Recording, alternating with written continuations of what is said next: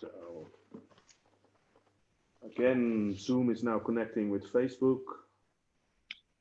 Couple of seconds. Okay.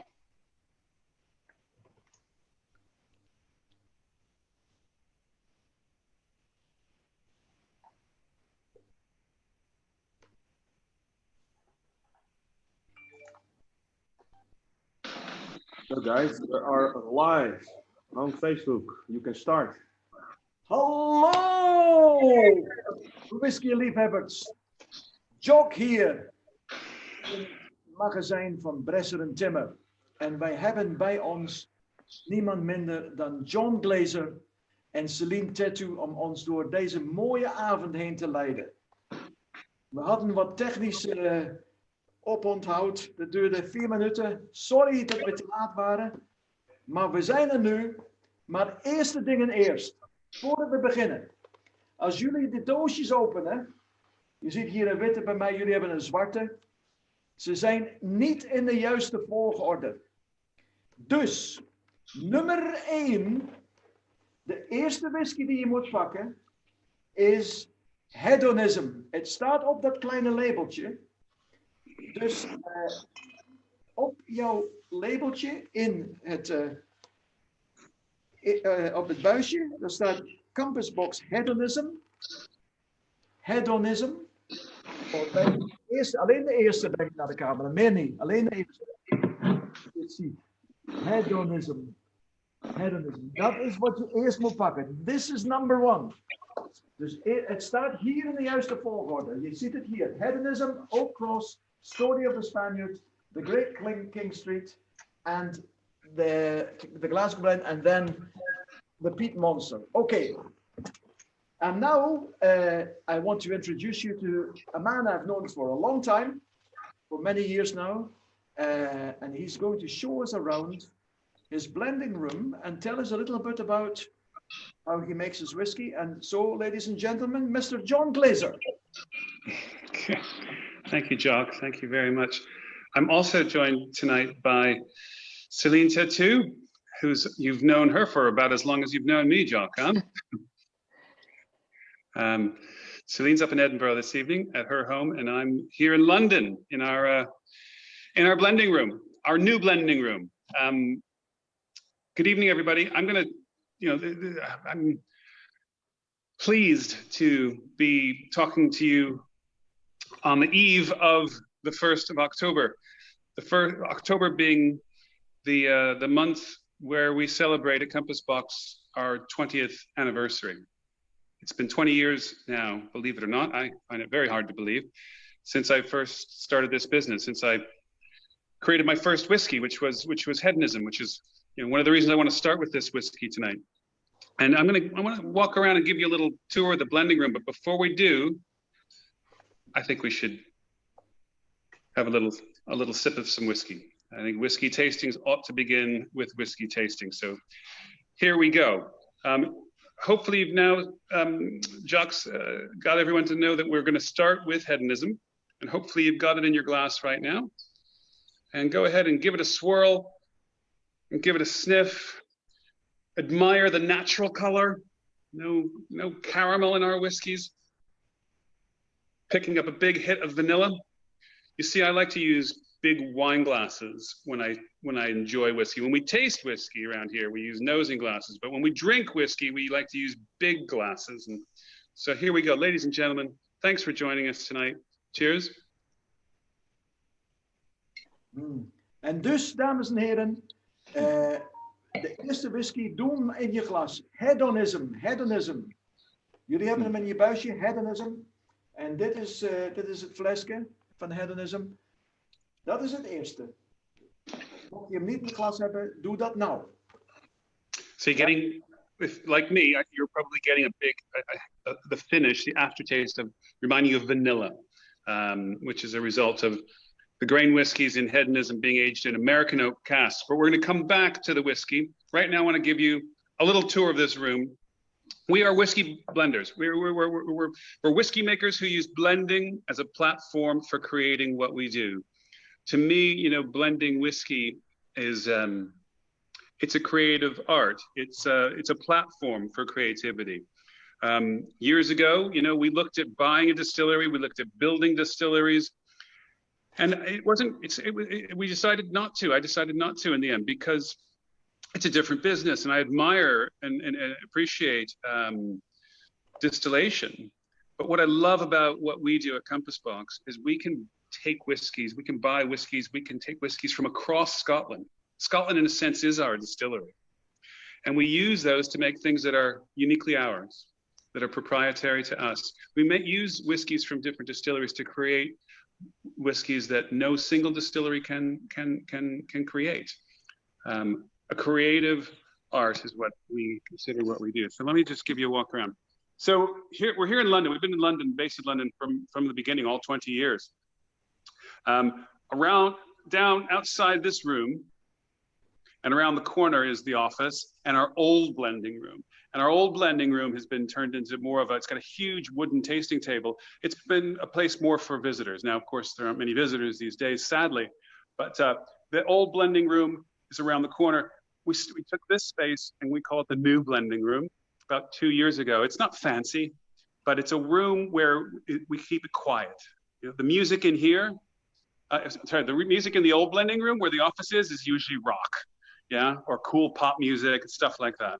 In this room, it's usually Monday through Thursday, it's classical music. I'm a big fan of Baroque music when I'm trying to concentrate. And on Fridays, it's classic jazz. And, you know, every once in a while, we'll step it up with some rock, but different vibes, different for different rooms and different spaces. So this is the room. That quotation on the wall means a lot to me. I don't know if you can read it, but I'll read it to you. It says, I begin with an idea, then it becomes something else. And that's attributed to Picasso. And it's something that we really, it really resonates with us here at Compass Box when we're creating whiskeys, because the process of creation of whiskeys is never linear. It's never straightforward. And it very rarely ends up where we think we're going to end up.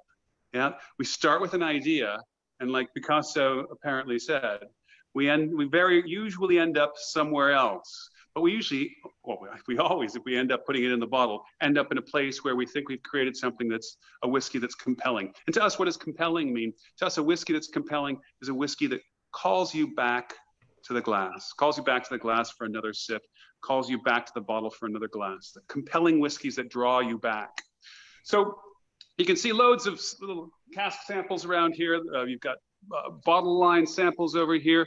In this corner over there, underneath the Picasso sign, these are all cask samples of grain whiskeys, single grain whiskeys available to us or that we own for use in creating new products. I'll move you over here. In this area, in this corner, what we've got behind me here, these are all single malt whiskeys that we either have available to us, are held for us at the distilleries, or we own. So I'm going to try to give you a close-up and show you what this looks like. Okay, cask samples, okay, cask samples, okay. We try to keep things in alphabetical order, okay. Are you able to see, Celine? Can people see? Yeah, everything's fine. Yeah. If you go a little bit slower, John. Okay. Let's see what we have here. And this is actually, I shouldn't tell you that. It's Bowmore that's owned by the John Dewar & Sons company. That's why that label is labeled the way it is. But you can see, right? These are our raw materials. Okay, these are our raw materials. Whiskeys that are available to us for making our whiskeys.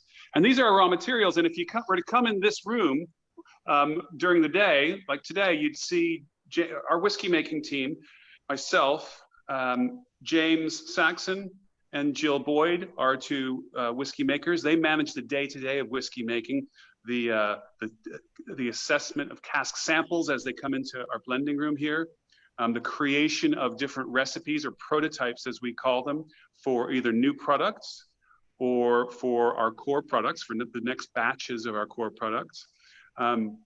So Jill is managing more things on the bottling end. Once we start vatting things at scale in Scotland and bottling, James handles things more down here in the blending room, assessing the cask samples and working closely with myself on prototyping and tasting and assessing. And our whole operation, from an operational perspective, Elifian Tuchu is our head of operations, and the four of us comprise the whiskey making team. In addition to us, the four, there are another 14 people in the business, including Celine, some based in the US, managing sales out there, Celine based in Edinburgh, managing sales, and the rest of us in and around London. So we're 18 these days. That's the size of our company. So yeah, and here's, this is a tasting table. This is the Rolling Stones album, the Beggar's Banquet album that I found at an antique store that inspired the name Rogue's Banquet for our recent limited edition, but that's another story. Yeah, so this is the blending room, and this is my desk. This is my office. So I'm in here on my own, except James and Elliot, people are in here quite frequently, but this is what we call the new blending room, ladies and gentlemen, the new blending room. All right, what I'm going to do now is I'm going to turn off my phone and turn on my laptop. So give me 1 second. And Jock, when would you like to take questions? Are there any questions at the moment, or how you talk about how you'd like to handle the question and answer, okay? Any questions? Yeah, we have a question. And the question is, John, I hope you're still hearing me. Hello. Hello there. Yeah, one question. The question is, listen, you're talking about blends to me, but I'm not a blend man. I'm a single malt man. What do you have to say to that? Is that your question, Jock? Are you asking the question? No. This is a question from Henk from Amsterdam. Okay. Well, maybe you've come to the wrong tasting. No, this is what I tell people. Single malt is a category. Blended Scotch whiskey is a category.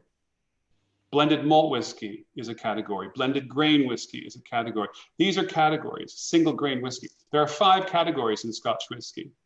Single malt whiskey from a single distillery. Single grain whiskeys like these behind me, grain whiskeys from a single distillery. Blended Scotch whiskies, when you take malt whiskey and grain whiskey and put them together.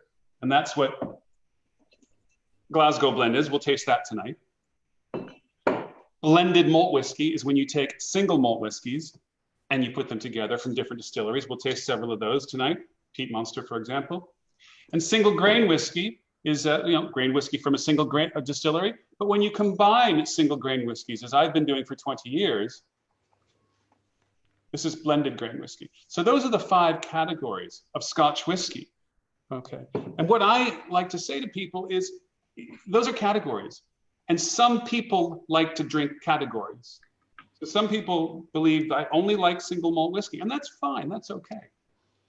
But what I try to impress on people is that at the end of the day, what we should be doing is thinking about what's in the glass. Forget about categories. Forget about categories. Let's think about what's in the glass. Because when we take malt whiskeys and put them together from different distilleries to create what we do, we're doing what even single malt producers are doing, and that is blending different casks together to try to create some harmony, some balance, some complexity. And this is something not everyone realizes. Even single malt whiskeys, except for the single cask bottlings, a single malt whiskey will be a blend of different casks from that same distillery. And there's someone in charge, for every great single malt whiskey out there in the world, there's someone responsible for blending the different casks from that distillery together to create consistency in their single malt bottlings. So blending really is part and parcel of how all the great whiskeys of Scotland, virtually all the great whiskeys of Scotland are made.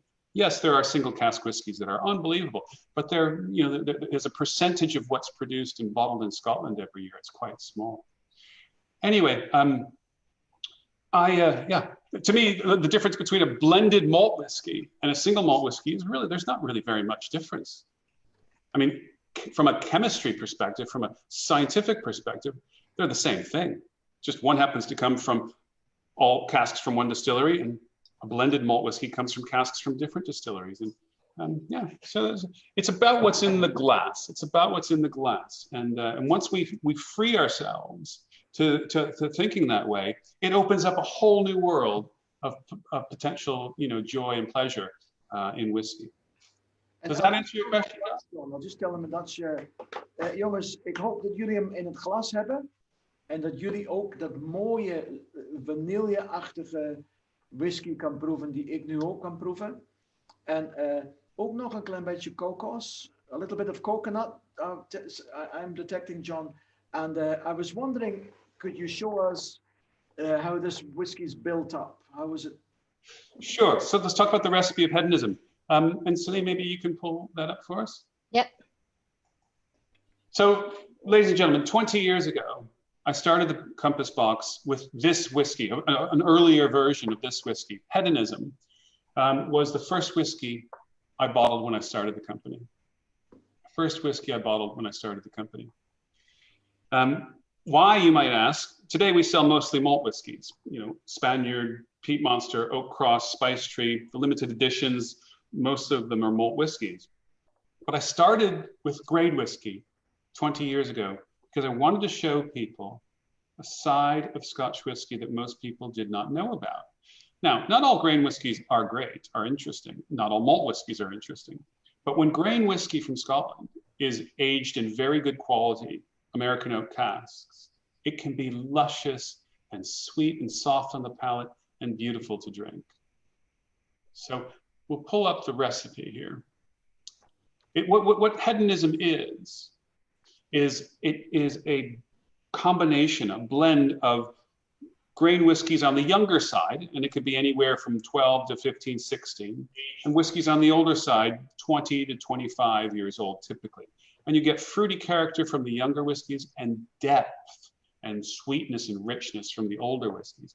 Now, what this diagram shows you is there are only 3 different parcels of whiskey, 3 different parcels. And by a parcel, we mean a different distillery, or it could be 2 parcels. You could have 2 parcels from the same distillery of different ages or from different cask types. And we would consider them different parcels.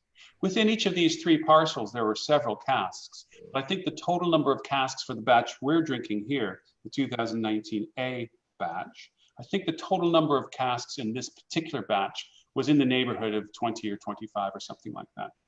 But in any case, you can see we've sourced from 2 distilleries, the Cameron Bridge Distillery. Grain whiskey is aged in what we call first fill barrels, that is barrels that have only been used once in Scotland. And then the other 2 parcels are from the North British Distillery in Edinburgh. One parcel from first fill barrels, the other parcel from what we call a recharred barrel, okay? And we've always, since I started this business, told you the recipes. We have always been open and transparent about every single whiskey we've ever made. There are no secrets here at Compass Box. And for the first 15 years of our business, we would, on these diagrams, we would include the ages of all the components. Now, we were reported to the Scotch Whisky Association 5 years ago for doing this because there's an EU law that says a spirits producer can only talk about the age of the youngest component in a blend. Well, because we were giving people diagrams like this with 100% of all the components, we ignored that law for 15 years. And we would put the ages on this. But we were reported to the Scotch Whisky Association, and we were told we can't do that. And we worked for many months to try to change their mind and get them to change the law, but to no avail. And so the situation today is, and Celine, if you don't mind going backwards just one slide to that first diagram. The situation today is we can tell you the youngest, and the youngest in this is the Cameron Bridge, which is 16 years old. But to tell you the ages of the older ones, we can't proactively do that. But if you ask us, we can tell you. Okay, I'm asking. Well, that was simple, Jock. Okay, what are you asking, Jock? May I ask? The ages of all the whiskies in this, please. In hedonism or in the whole tasting? Well, let's do it as we go along. Yes. As we go along, tell us the ages of them all. All right, thanks, Celine, for bringing this up. As you can see, the biggest component is the 16-year-old Cameron Bridge. Then there's one parcel of North British, the one on the left, 24 years old, aged in first fill bourbon barrels. That's 22% of the recipe. And the balance, 24% of the recipe, is North British, aged in recharred barrels at 21 years of age. And you know, we tell this to people when they ask, because people have a right to know what they're drinking, the details of it, but also age does not, older does not mean better, but older does mean different. And you know, if you know, these whiskeys were all you know under 10 years old, this would be a very different drink. Yeah. And so it's informative and helpful to the consumer to give them an indication of the age of all the components. So there we go. Okay. Okay. And shall we go to the next whiskey? Let's go to Oak Cross, yes. So now... I'll just take it over in Dutch. Voor jullie, dames en heren, de volgende whisky in jouw doosje. Dan moet je niet nummer 2 nemen, wat erin zit, maar gewoon kijk op de labels. En je moet Oak Cross moet je hebben. Right, Oak Cross. Oak Cross. Now we're into malt whiskey. The next two, we're going to do malt whiskeys. These are blended malts because we blend single malt whiskeys from different distilleries. We've been making Oak Cross for many years. Boy, I'm trying to remember now the year we launched it. Celine, I don't know if you recall. It was even, I think, before your time even. It would have been around 2005 or so.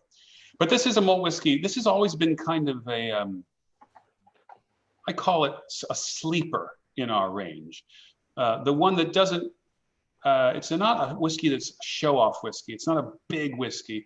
It's an elegant whiskey, but it's got extraordinary versatility. So you can go to the best cocktail bars in Hong Kong when they were open, and people will use Oak Cross for some extraordinary culinary cocktails. Oak Cross is a lovely before dinner whiskey. I think it's lovely with a splash of water and ice before a meal. It's also something that's delicious after a meal. It works well with certain kinds of chocolate. And hey, hang on, can you put the camera back on me, please? Go ahead. I want you to swirl, sniff. There's a distinctiveness to this. There's a lovely sweet associated aromas from the oak, which I'll talk about. There's also a lovely distillery character from one of our favorite distilleries to work with, which I'll tell you about in a minute. Cheers. Oak Cross is also particularly good with cheese, as I said. I happen to have some cheese. Okay, I know this is terribly impolite to eat in front of other people when you don't have cheese. But if you follow what we do, you'll know that we love matching whiskeys and cheese. And we were doing some matching on Sunday. We were doing a big virtual event, and we had all this Parmigiano Reggiano in the office. And I just want to let you know, this is it's not a secret, it's because I tell everybody, but it's just such a great idea.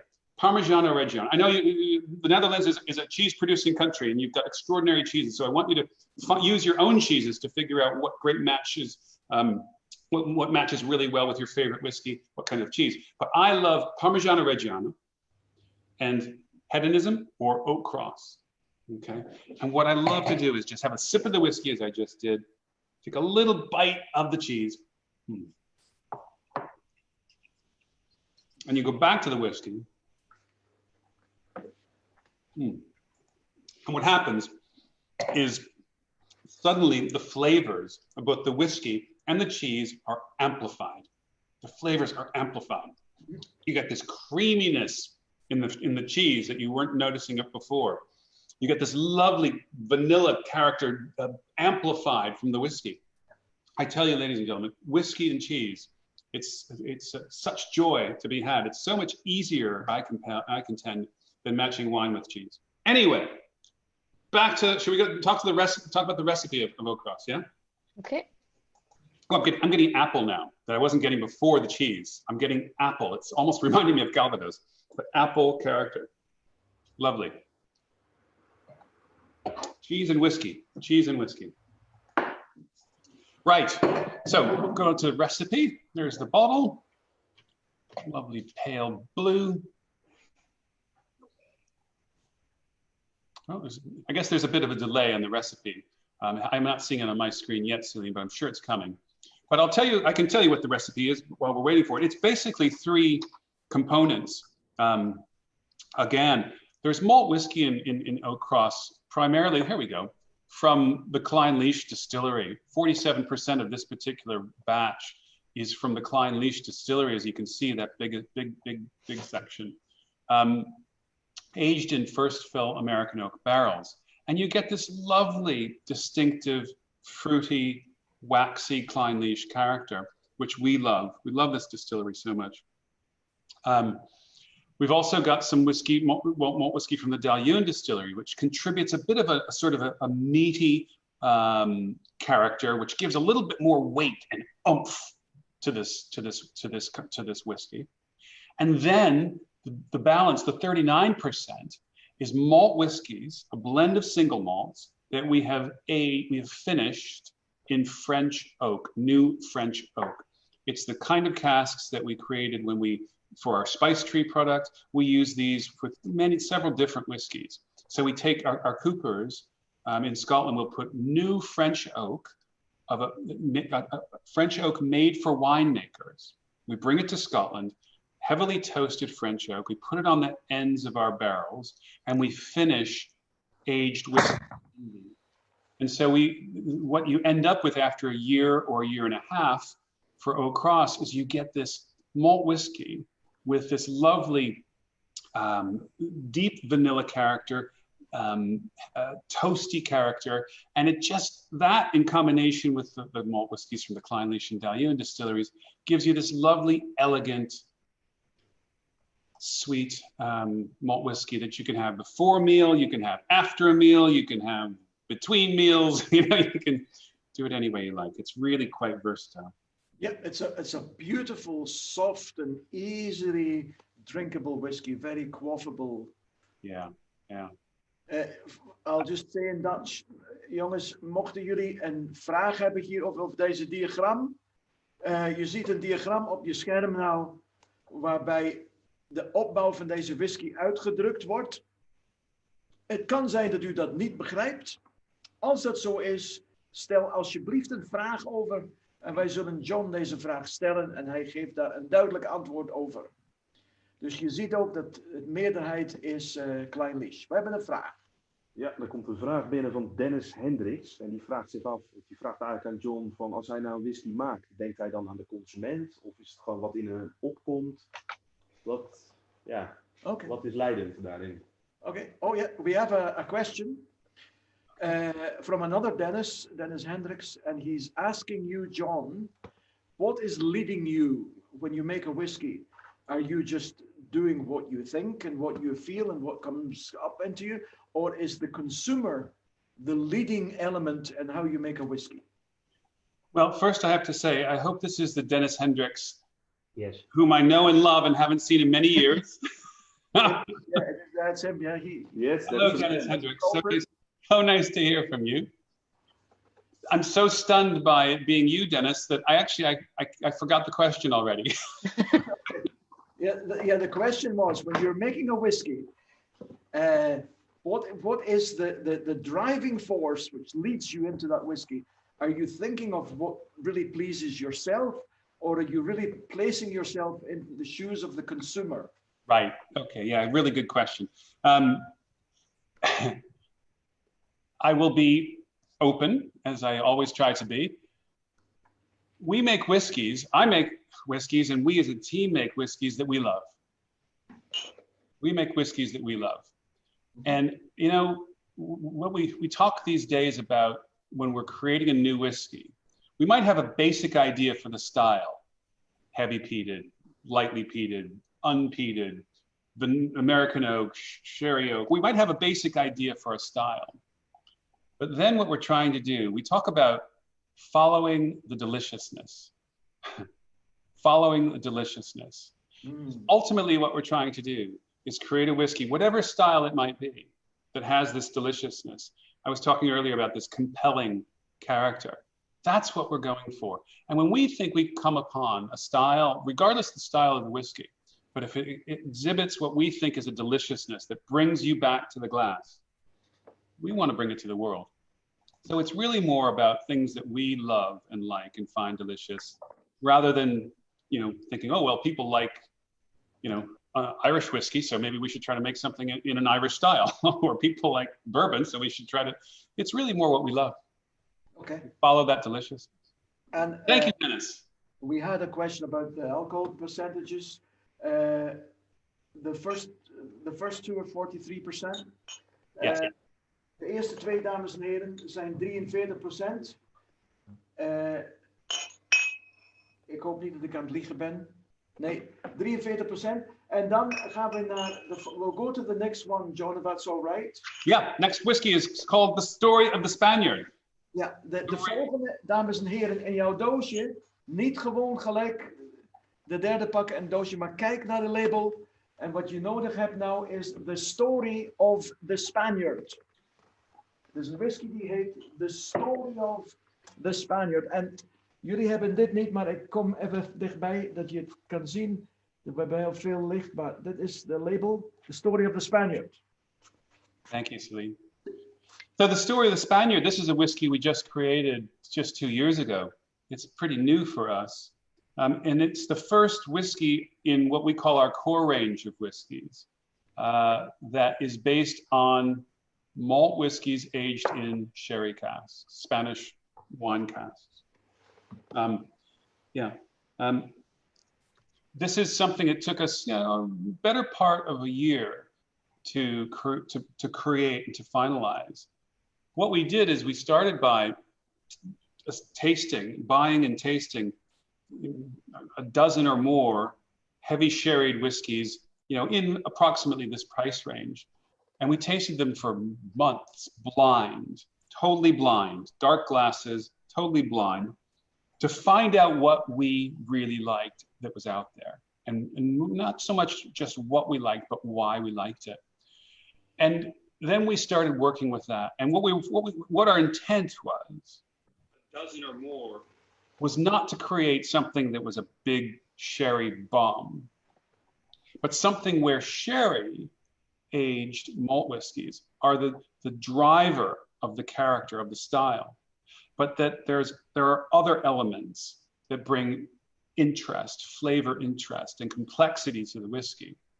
And so in the end, if you go to the recipe now, Celine, what the story of the Spaniard is, it's not just about sherry, but it's also got malt whiskeys, single malts aged in red wine casks, aged in American oak, aged in, there's some whiskeys that are finished in French oak, like those that we use for Spice Tree in Oak Cross. So for us, it's a more complicated recipe than many of our others.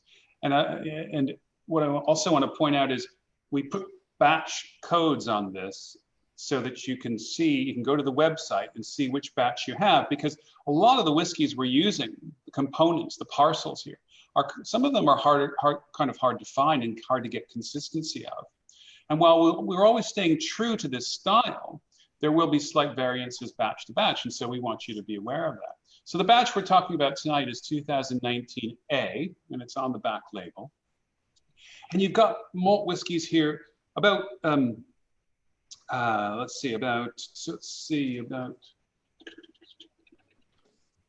yeah. And this one, in terms of sherry, about 23, 33, 40. Yeah, it's just over 50% of 60% of the recipe is sherry and red wine.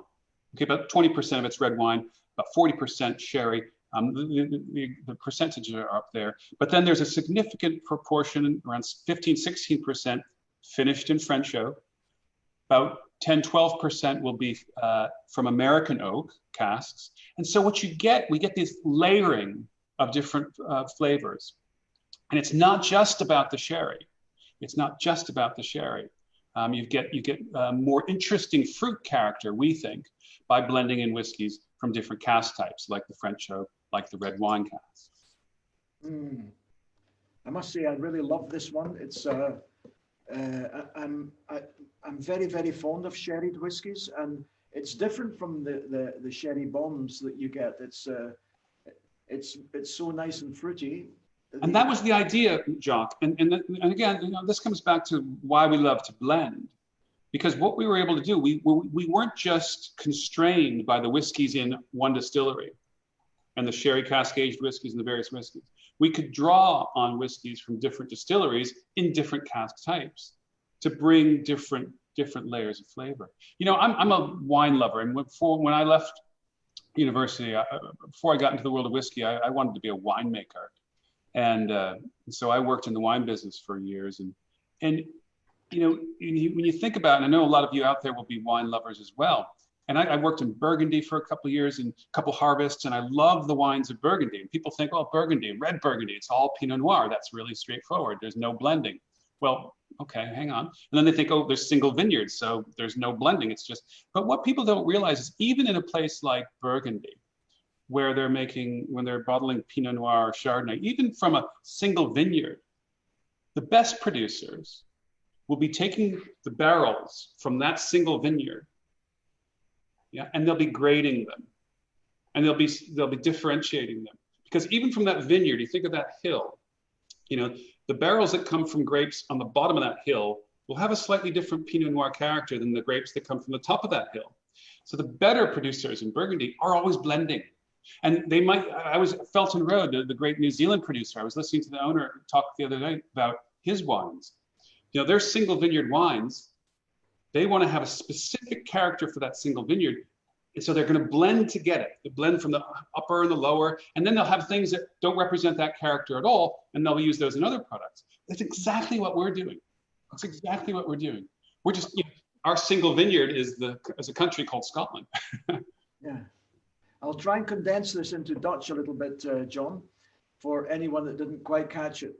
Okay. I was aan het praten over de verschillende wijnen in Frankrijk. Bijvoorbeeld de Bourgondië, de streken Bourgondië, waar heel veel mensen denken van ja, je hebt alleen maar één soort druif, Pinot Noir, maar dat is niet zo. Er zijn nog een paar andere, maar de keldermeesters daar blenden altijd hun beste vaten met elkaar om tot een mooie harmonieuze wijn te komen. En hij was zelf ook hij wilde een wijnmaker worden, John, ooit. En dus zijn benadering van whisky stemt eigenlijk voort uit zijn liefhebberij voor wijn. Ook in Bordeaux bijvoorbeeld zie je dat de keldermeesters altijd hun beste vaten en druiven bij elkaar blenden om tot een harmonieus geheel te komen voor de Grand Cru Classé wijnen. I was just telling them, John, about Grand Cru Classé wine usually being a blend of different grape varieties and different casks together to make one harmonious wine. Blending, yeah, part and parcel of how so many of the great drinks of the world are composed.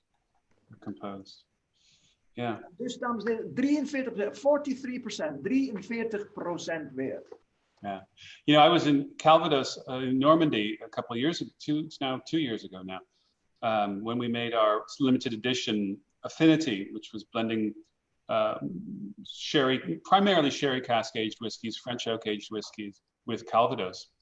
And you know, we worked closely with Guillaume Drouin from Domaine Christian Drouin, and we were just so like-minded about things. I spent a day and an evening with him, and you know, we went into the warehouse, and he was talking to me about how he composes his various bottlings of Domaine Christian Drouin Calvados, and they're all blends of different casks. They'll have a blends of ages.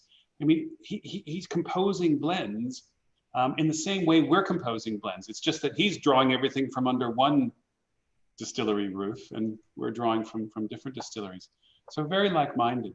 Yeah, as I said before, it's not about categories. I encourage people, let's not drink categories. Let's drink liquids that really give us joy. Mm. Speaking of that, the next whiskey is the whiskey that I drink the most of at home these days, in the last couple of years, probably.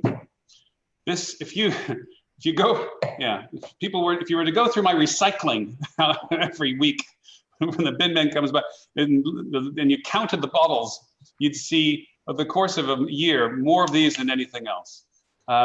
Great King Street Glasgow blend. Now, speaking of categories, Now we're going from the category of blended malt whiskey to blended Scotch whiskey, a blend of malt whiskeys and grain whiskeys. And this is Artist Blend is in the Great King Street series as well. Artist Blend and Glasgow Blend are two of our best-selling whiskeys around the world. They are whiskeys that are made for people many like yourselves out there in the audience tonight who love Scotch whiskey and want to have something that is a versatile style that you can drink on a daily basis. And that's what Artist Blend and Glasgow Blend are all about. Artist Blend is about vanilla and fruit and sweetness, no peatiness whatsoever. Glasgow Blend here is a big style. It's got malt whiskeys aged in sherry cask. It's got a very high proportion of Islay malt whiskey to bring peat and smoke. And it's got one of the highest percentages of malt whiskey to grain whiskey of any blended Scotch whiskey on the market. Any blended Scotch whiskey we know of, that you can find regularly on the market. 65%. Put it into Dutch, that is very important, I feel. Hij heeft net gezegd, dames en heren, dat de percentage malt whisky ten opzichte van de graan whisky in deze Glasgow Blend is de hoogste percentage malt whisky van welke blended Scotch dan ook op de markt. En je ziet op je scherm nou wat de percentages van alles is en ook in welke vaten dat ze hebben gerijpt. Goed kijken naar je scherm nou. Okay, John, back to you. Yeah, so I love good quality blended Scotch whiskey. The problem with blended Scotch whiskey, I think, is that so many blended Scotch whiskies on the market today are not very interesting. Many of them are very boring. When we created Great King Street Artist Blend and Glasgow Blend years ago, I tell you, we were inspired by old recipes from blended Scotch whiskies from 100 years ago. And I mean, I've got books here of old recipes with blended Scotch whiskey. What's the part of the problem today is most blended Scotch whiskies have a very high proportion of grain whiskey, 60%, 70% or more. Not the quality of grain whiskey that we bottled under hedonism, very boring, innocuous grain whiskeys. But if you go back in time and you look at old recipes, when blended Scotch whiskey was in its first golden age in the late 1800s and the early 1900s, the better blended Scotch whiskies were primarily malt whiskey. And the grain whiskies were there to add a sweetness or a lightness or to change the weight of the whiskey to make it more versatile, more of a daily dram. We've got these old recipes. This book is, we believe, to be sometime before 1905, so early 1900s. Old blended Scotch whiskey recipes where this was only 25% grain whiskey. This is the history of the Distillers Company up until 1939. And in this book, so the Distillers Company was the forerunner of Diageo today. It became United Distillers, then it became Guinness, then it became Diageo. And in this book, it says, in 1919, the Distillers Company declared that they considered a fair average blend to be 50-50 malt whiskey, grain whiskey. By 1930, the surplus of stocks ensured that the proportion of malt whiskey increased. And by 1935, the average percentage of malt whiskey in a blend was 42%. So we're talking about over time, then you get to these days and the average malt whiskey component of a blended Scotch whiskey is about 30%, 25, 30%, probably less if you take into account all the cheap supermarket blends. So what we've done with Artist Blend and Glasgow Blend is gone back to that kind of inspiration. So this is 65% malt whiskey, yeah? And approximately almost 20% of it is malt whiskey from Islay, in this case, from the Lefroy distillery. Okay. Around 35% of it is malt whiskey from, aged in sherry casks. So what you're getting here is a big whiskey, but the grain whiskey, the 10-year-old grain whiskey that we put in this from Cameron Bridge Distillery, It changes the weight, makes it, it lightens the malt slightly and makes it a lovely daily whiskey. Yep. I'll interrupt you, John, because we have questions regarding the ages of the whiskey in this one. En dames en heren, je moet echt goed kijken naar je scherm. Dan zie je hoe deze whisky opgebouwd is. Er zit ook sherryvaten in, er zit ook geturfde whisky in en ook graanwhisky.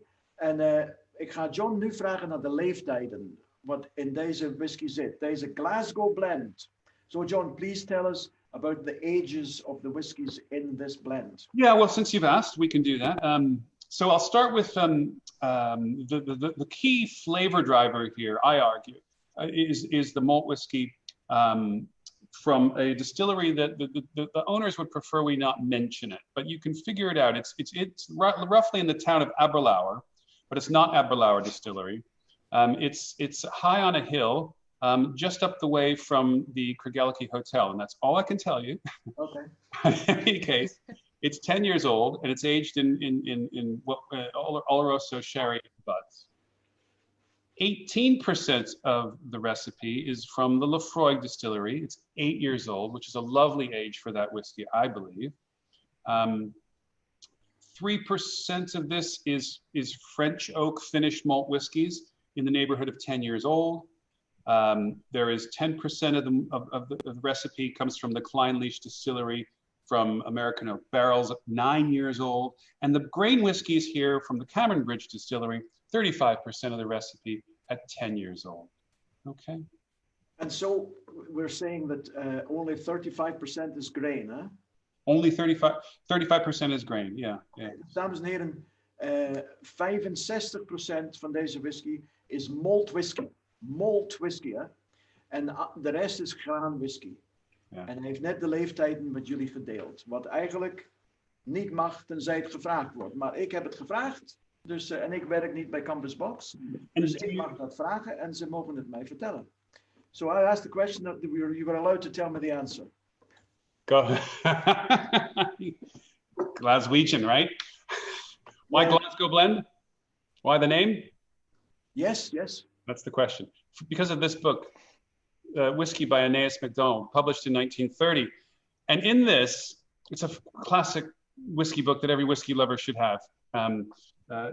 Years ago, you can get it in reprint now, obviously. Ian Buxton did a great reprint a couple of years ago and with a fantastic introduction. But in this book in 1930, Aeneas MacDonald describes the different styles of blended Scotch whiskey that people like in different parts of Scotland, in different parts of the UK, in different parts of the world. Yeah, and he points out that this is one of the great things about making blends is you can create different styles to suit different tastes. And he points out that in 1930 anyway, that people in Glasgow loved bigger whiskey than their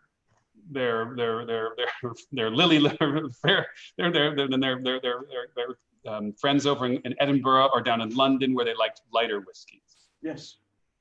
So we thought when we were creating this whiskey with the peat and the heavy sherry character, this is a big whiskey.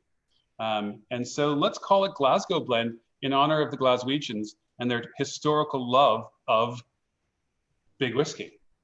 Thank you. Cheers. Thanks for that. We need, and for anybody that wants to go to a party in Glasgow, just knock on the door of any house that's a party going on and say, Jimmy sent me. Jimmy sent me. I'll let you in. No, at the moment, Jock. They won't let you in.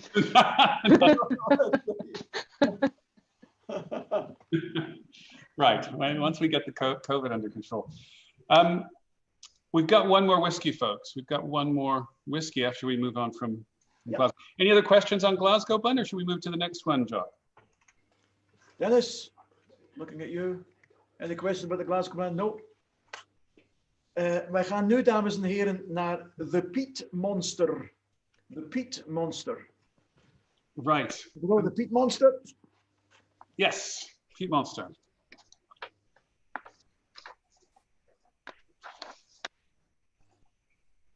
I'm coming after Glasgow Blend. This won't seem quite as peaty as it actually is, because when you go from one peaty whiskey to another peaty whiskey, your sense of your ability to detect peat starts to diminish somewhat. So what I would suggest is go back to the Spaniard or go back to hedonism. If you've got another whiskey other than Glasgow blend in another glass, go back to that, stick your nose in it, get a really good smell, right?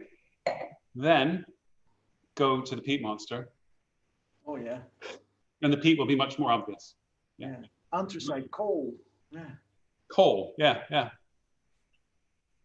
So the peat monster, this is, you know, in many parts of the world, certainly in the Netherlands, our best-selling whiskey. And it's a whiskey that we've been making since 2003, when I originally made this, the original batch was made for a New York whiskey store called Park Avenue Liquor Shop. And before we were exporting to the United States, they came to us and asked us to make something special for them that was quite peaty. And we made this thing back then, combining malt whiskeys from the Kalila and Ardmore distilleries. We bottled the first one at cask strength. We called it Monster. We put this image of this crazy monster, which was inspired by an old 19th century French illustration. We put that on the label and people really seem to love it. Now, over the years since then, you know, there are malt whiskeys in Scotland that have become peatier and peatier. So Peat Monster is far from being the peatiest whiskey in Scotland, but we've kept the name because we love the name. And it's still, there's no doubt about it, it is a peaties ram. We have evolved the recipe over the years, and we're very open about that when we do it. And so for years now, you will have seen Peat Monster with a brown and gold label. And what we did about a year and a half ago, or Celine, I think it's been? Just about a year ago, actually, John. About a year ago. We started bottling Peat Monster with this painted label, we call it, colorful label. This is an actual painting made for us, and I could take you next door and show you the original. It was made for us by a well-known artist based out of, German artist, but he's based in Austin, Texas, and he's done a lot of famous work for, he did a Johnny Cash album, actually, before Johnny Cash died, which is quite well-known, but he's a tremendous artist. So, and he did this for us to celebrate the 10th anniversary of the Peat Monster whiskey years back. And we decided it's time to put it on the label. So when we changed to this painted label, as we call it, we actually tweaked the recipe. And we did a lot of tasting and a lot of evaluating for the better part of a year. And we just tweaked the recipe slightly. We gave it a little more depth. We dialed up the age of some of the whiskeys. The recipe is now built around malt whiskeys from the Kalila distillery and the Lefroy distillery. We put about 1% of the recipe, of the overall recipe, is French oak finished whiskey, kind of like you know, we use for Spice Tree and Oak Cross, and that just gives it a lovely underlying sweetness. Now you see all these different parcels. Most of those are malt whiskey parcels from the Kalila distillery in different types of casks or different ages. So if we, could you go to the next slide, please? And we'll look at the ages. Oh, well, I shouldn't have done that without people asking me, but I'm sure someone out there was wondering and about to ask the question. So go ahead, Celine. John. Yes. Yes, Celine, do you have a question? Yeah, we do. What are the ages of the whiskies in the Peat Monster? Yeah. So you'll see the ages are all between 8, and there's a very small percentage of 15 in this to give it depth. Mostly from the Kalila distillery, Lefroy in there, touch of French oak finished malt whiskeys to give an underlying sweetness and richness, which you get on the palate and in the aftertaste. Bottled at 46% alcohol. Obviously, well, I say obvious, but it should be obvious from that color. Natural color. Everything we bottle is natural color. We don't put any spirit caramel into anything we make. It's almost like white wine, eh? It does have that lovely white wine character, sort of aged Chardonnay or something, aged white Burgundy. That is the natural color. I mean, so many people are accustomed to, even some of the, you know, the most popular malt whiskeys, single malts are colored with caramel to make them look darker, and I think that's a shame. But you know, increasingly every year we see more and more people deciding to bottle at the natural color of the whiskeys from the cask. We've just had a question come in, John. Why you don't put the ages on the bottles? Why don't we put the ages on the bottles is a really good question. You know, if we go back to the recipe, Celine, if you don't mind. Yep. We don't put the ages on the bottles because I don't want people to make a decision to buy our whiskey based on a number based on an age. I want people to buy our whiskeys based on the quality, based on the style. However, we are very open, as you can see, about the ages. There's nothing to hide. But with this whiskey, as you can see, you know, most of all but the component from Lefroy is 8 years old, and everything, and that's just 35% of the recipe. 65% of the recipe is between the ages of 10 and 15. So if we were to put an age statement on this, it would say it would be an 8-year-old age statement. And that would make people think something, because there are other 8-year-old whiskeys out there at certain prices. They might think, oh, that's an expensive 8-year-old whiskey. What they wouldn't know by putting an age statement on this is that 65% of the whiskey in here is actually between 10 and 15. Yeah. So we really want, I understand it can be difficult for people who are accustomed to the age statements, but that's just the decision we made from the beginning 20 years ago. Yeah. So I hope that answers the question. Dames en heren, en heel veel mensen die als ze een leeftijd op deze whisky, deze Piet Monster zouden zetten, dan zouden ze 8 jaar oud moeten zetten, want dat is de jongste whisky erin. Maar dat is een heel klein percentage. De grootste percentage van deze whisky is 15, 16 jaar oud. Dus vandaar, het is 46% alcohol, de hoogste percentage vanavond tot nu toe. One other thing about whiskeys like Peat Monster, I love them with blue cheeses. Yeah, yeah, with blue cheeses, with the veins. But also, you know, oysters. Whiskey like this with oysters, and we've been drinking Peat Monster with oysters for years and years, and matching it with blue cheeses for years and years and years. Great food and whiskey pairings. Yeah, love that. Yeah, It's funny. Dennis and I went during the last week to Amsterdam. We went to a cheese store, sorry, called Rijpenaar. Rijpenaar, it's a Dutch cheese store which won best cheese in the world 3 times in a row. And Wisconsin, of all the craft cheeses that are sold in Wisconsin, they're the highest amount. And we were pairing whiskey with cheese and cut them into thin slices with a guillotine and put them in our tongue and put the whiskey through it. It was beautiful. There's one other really good food and food pairing with peaty whiskey like Peat Monster. Okay, and Celine, you'll remember this. Over the years, we would have people when people The come Maltesers. Maltesers, yeah, that's one thing. But for a period of years, Yes. I went to Harlem. Hans took me to Harlem, and Hans, if you're out there, you'll remember this. Years ago, and we went into this lovely shop, and the couple took us into the back, into their kitchen, and we were doing new herring with Peat Monster. And after that, for years, we would get new herring when we could buy it in season. There he is. There he is. Hans. We would get new herring. We would keep it in the freezer in our blending room.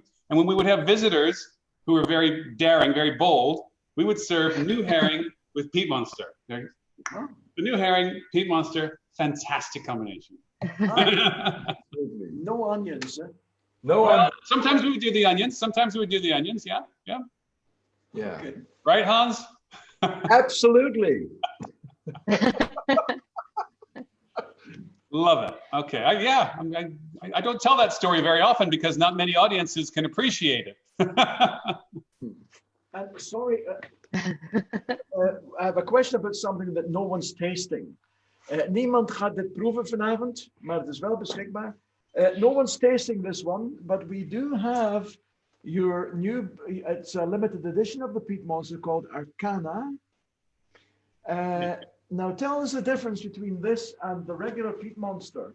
Yeah, so Peat Monster Arcana. So this is the last of our limited editions for this year. Let me just, if I back up, and I'll answer your question, Jock, but I'll back up a little bit and talk about Rogue's Banquet. For our 20th anniversary, this was the first limited edition we produced. A lovely James Saxon recipe, lovely rich old malt whiskey. With this lovely, with a label that revisits many of the characters from labels of Compass Box over the years. then of course, because hedonism was the first whiskey I created and launched and sold when I launched the company, we did a 20th anniversary limited edition hedonism called Felicitas, an older age profile. There we go. Jock's got it all. Yeah. Yeah. And this, I'm sorry to say, this was made in very tiny quantities, so there's not a lot of it to go around. But if you come and visit us, if we can do such things in the near future, I promise to give you a dram. We'll always have a little bit of this around. And then to round out the year, we're just launching, just the shipping now, Peat Monster Arcana. Also a recipe by James Saxon. And this is built around a parcel of peat monster, that blended peat monster that we put into used French oak barrels for several years. And it took on this lovely French oak spice character, like a light sort of baking spice, like clove and cardamom and so forth. And he built a peaty whiskey around that, okay? Well, I won't talk about the recipe tonight because I can't remember it all to heart. Maybe Celine, you've got it. But there's some other peaty malt whiskeys there that we haven't used for Peat Monster in the past. So it's a little bit of a lovely twist on the original Peat Monster recipe with this lovely added richness from Peat Monster being finished in some French oak. Arcana. And we called it Arcana because Arcana has this meaning about mystery. And the maturation, whiskey maturation, is this lovely mystery. You never know quite what's going to happen, especially when we're doing things for the first time, like taking Peat Monster and putting it in a French oak barrel. We didn't know what it would end up being like, but it turned out to be quite delicious, and we just accentuate it with some other parcels, and we have Peat Monster Arcana. Yeah, I have the pleasure of having it in my glass right now. I just chucked out the Peat Monster on the floor, and I'm in a warehouse. It's okay. I'm in a warehouse. It's a big stone floor, and I put the Arcana in. My goodness, difference. Yeah. There's a little bit of malt whiskey. There's quite a bit of malt whiskey from the Talisker distillery in there as well. So it's a real twist on our classic Peat Monster. Very peppery. Peppery, yeah. Well, Talisker famous for that. Malt whiskeys from that distillery. Ladies and gentlemen, I think I've taken you through the whiskeys. I think I've said all I can say for a where are we, a Wednesday night? And it's a Wednesday, yeah, Wednesday night. And what month are we in? Ja, it's the middle of the week. Yeah. Dames en heren, hebben we vragen nog voor deze brave man? Hij heeft ook zijn schaarse vrije tijd gegeven voor ons. Vragen? Dennis komt de vragen op Facebook binnen. Erik Tax, misschien heb jij een vraag? You talking to me, Jock? Not typical Dutch. They've not got a big mouth tonight. There's no football on, is there? There's actually a question about the labels, John. Someone is quite impressed with the artwork from our labels and was asking what's the inspiration behind them. Yeah, the inspiration for the labels, at the essence, the inspiration comes from the whiskeys and the name we give to the whiskey, the idea of the whiskeys, the name we give to the whiskeys. And we try to make the whiskey, the name and the labeled artwork and the whiskey all tie together. They're all one sort of piece. And so the inspirations come from all over the place, but we're really fortunate that, all the label designs you see tonight and we've done over 100 whiskeys, over 120 whiskeys, in 20 years, most of those limited editions. And most of those, lion's share, have been designed for us by our good friends at Stranger & Stranger, which is a London design agency. So we've got a great partner in Stranger & Stranger. Yeah. Right, and for the Dutch people, something very important. I hope you all had a great night, but the great news, there's really good news about all of this. It's all for sale, We have it, it's all for sale. So I'll just tell this in Dutch. I don't have prices in my head, but dames en heren, het is allemaal te koop. Dit is allemaal in de betere slijter heeft hem te koop.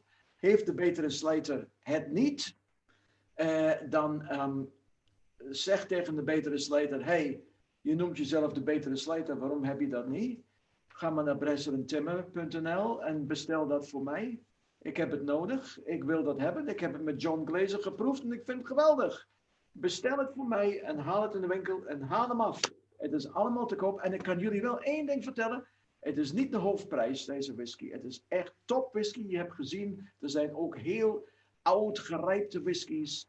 En vintages ook van oude tijden en ook wat jongeren bij elkaar. Dus het is niet echt heel duur.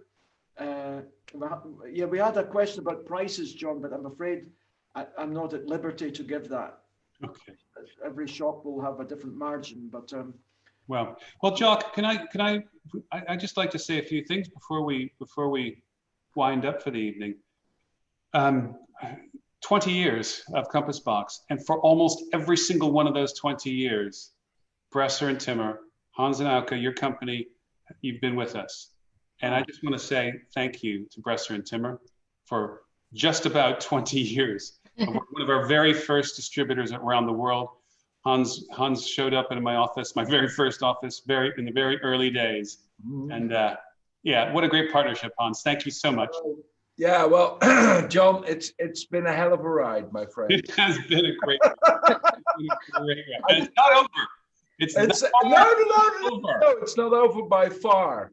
Exactly. I remember my first time. I think I was with Suzanne, and we just. You were with Suzanne, yeah. Yeah, so she's my wife right now. She was my girlfriend then, and we met you when you were still underneath the barber shop. That's right. Somewhere in the vicinity of Selfridges. I remember Marley LeBone Street. No. Yeah, Marylebone was the area. Oh my God, I still remember. and then there were like women with all kinds of stuff in their hair standing on the stairway down to your basement because you had a toilet and the barbershop didn't. Yes. The rent was very low, very cheap. Yeah. I will never forget. It's been engraved in my memory. It is a great memory, yeah. As our last get together in London almost a year, well, more than a year and a half ago. I hope we can do that someday soon, John. I look forward to that. We'll come back. But Hans, thank you, Auke, Jock, Dennis, Wouter, everybody, Naomi. Thanks to everybody. Great to see you. Suzanne says hi too, John. I almost forgot. The last thing I'll say is, 20th anniversary. There's lots of other things we're going to be doing over the course of October, our birthday month. If people are interested, go to our website, sign up for our newsletter, follow us on social media, all that stuff. I think we've got a link that Celine, I think you're going to share with everybody. Yeah. Our yearbook. There's an electronic version of our yearbook, which, if you're interested in what we do, it's all in there. It's all on the website. No secrets. Send us an email if you ever have a question that you can't get an answer to, and we'll always respond to everybody who sends us an email. I just want to say thanks to everybody.